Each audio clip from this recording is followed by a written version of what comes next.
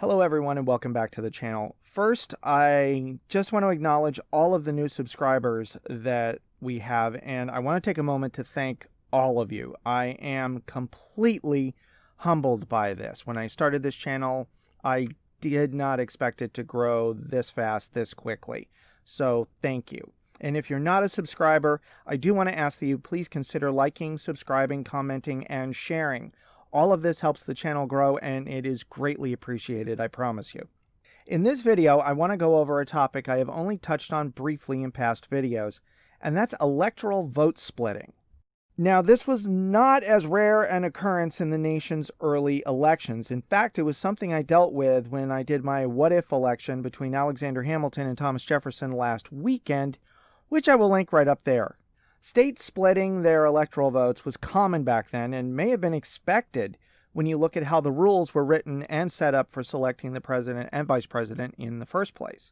The Constitution gives states tremendous leeway on the handling of elections and the electors. In fact, the Supreme Court just decided this week that states can hold electors accountable for how they vote after they've been chosen.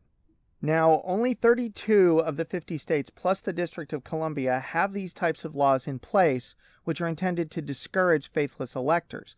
However, that unanimous ruling does now set a precedent allowing the remaining 18 states to bring the hammer down on any electors who try to override their state's voters.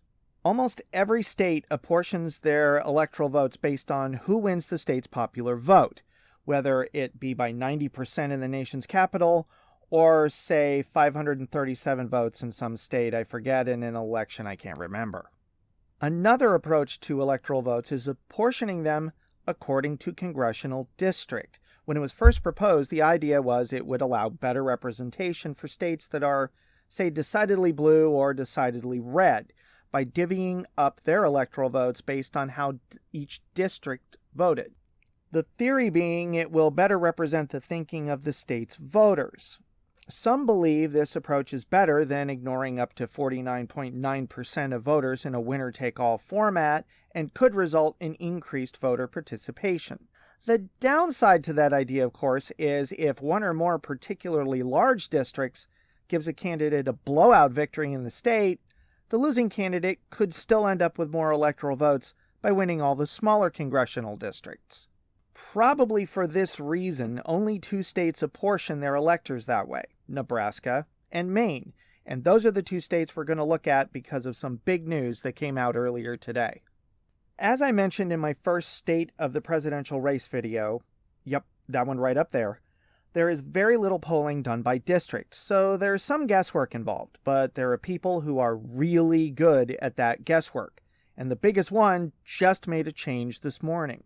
Cook's Political Report, run by Charlie Cook, arguably the most respected poll, election, and race rating tracker, just changed its rating on Nebraska's 2nd Congressional District from toss-up to leans Democrat, and Maine's 2nd District from likely Republican to leans Republican.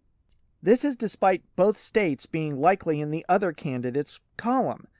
They also changed the status of other states, but I will talk about those in a separate video and link that one at the end. These states have only once each had to split their electoral votes. Obama won Nebraska's 2nd District in 2008, and Trump won Maine's 2nd in 2016. Both districts may share a name, but ironically, they flipped for entirely different reasons.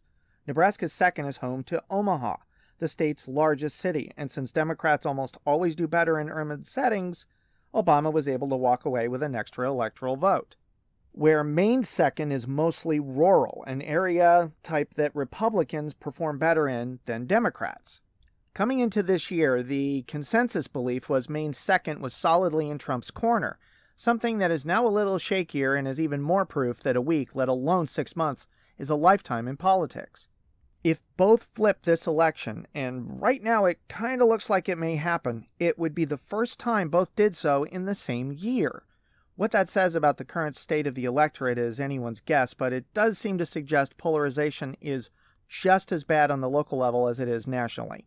We'll know if Charlie Cook is right in about 17 weeks.